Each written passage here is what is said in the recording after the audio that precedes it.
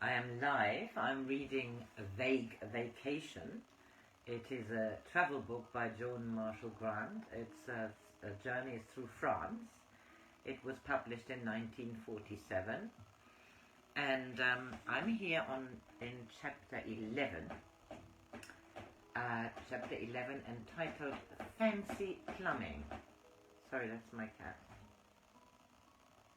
Today is the 17th of December 2024. Next morning we went to Macon to collect money, having already tried to do so at Bourg, only to discover that the Bourg mentioned in the list of towns where letters of credit are negotiable is a different place. We had credit in two forms, our basic £75 each in traveller's cheques and my business expenses allowance in a letter of credit. This proved to be a cumbersome method, except in Paris, where they are familiar with the routine. First, the expert is summoned, who is usually busy on some other affair. He burrows in a safe, and at last discovers a page of specimen signature of head office, managers of the required bank. These he studies until at length he finds the one which appears on the letter of credit. Satisfied it is not a forgery, he fills out several forms and deducts a percentage for bank expenses. Then the passport is scrutinized and the details copied on to another form. I was always a little chagrined that my photograph was instantly recognized as a faithful likeness, for in the family it is known as the Beast of Belsen. After much signing and countersigning, one is sent to the cashier with a bank's cheque which produces francs. Having been in the bank for nearly an hour, we had time to make friends with the cashier, who told us the best place to eat, but when we arrived there it was shut. Nearly all restaurants close one day a week, but the choice of day is left to the discretion of the proprietor, and they are divided into categories D, C, B, A, and exceptionnel, theoretically in ascending order of merit.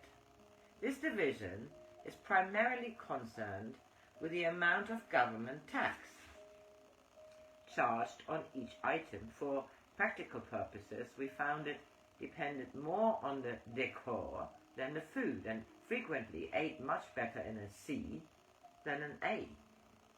A woman in an attaminet in the same square suggested we try Les Tuileries, farther down the river. It had a pleasant garden with red painted chairs and tables, but in spite of the hot sun they considered it too late in the year to serve meals outdoors. The dining room was unpretentious. Paper tablecloths, wooden floors, whitewashed walls. No menu was produced, and we said we would eat as they advised. We started with a veal and ham pie, delicate with herbs, then a vast friture little river fish, some no larger than whitebait, which they closely resembled, others the size of a small smelt, fried to a perfect crispness. Then sweetbreads rich in butter, served in small bowls. At this point we were too full to eat any more, which the maid obviously thought most odd. We explained that our stomachs had shrunk during the war years, and that we were not yet in training. She expressed surprise, having been told that we had no food shortages, and that England had all their wine and their bread. For the first of many times we explained our rationing scale, illustrated by a box of matches as a unit for the butter allowance, and told her that one steak in France would be our meal for a week.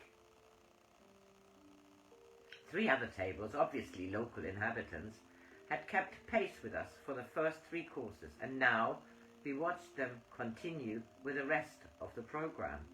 A quarter each of a capon, a portion similar in size to half a young roaster, a salad dripping with oil, though probably not good oil, a dish of haricots verts, beans, a large ice cream followed by goat cheese, and finally formidable wedges of apple flan.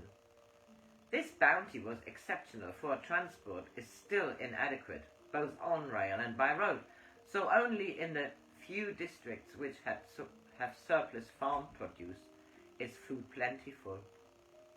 Even in Macon it is probable that people who have no personal link with a farm go short.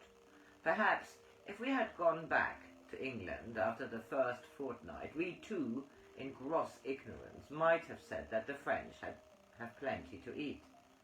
It was here that I began to take tactical interest in the Histoire de France. Are they constructed for acrobats, or is there a subtle skill which I never mastered? This one had walls of elaborate mosaic, which enclosed a funnel-shaped depression in the floor around 2 foot resets. The place was too small to provide anywhere to put down my bag, so being too shy to open the door again and leave it outside in the garden where Charles was chatting to the patron, I held it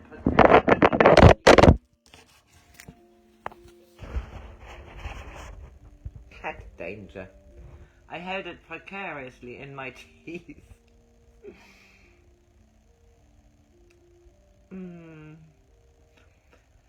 To squat seemed impractical.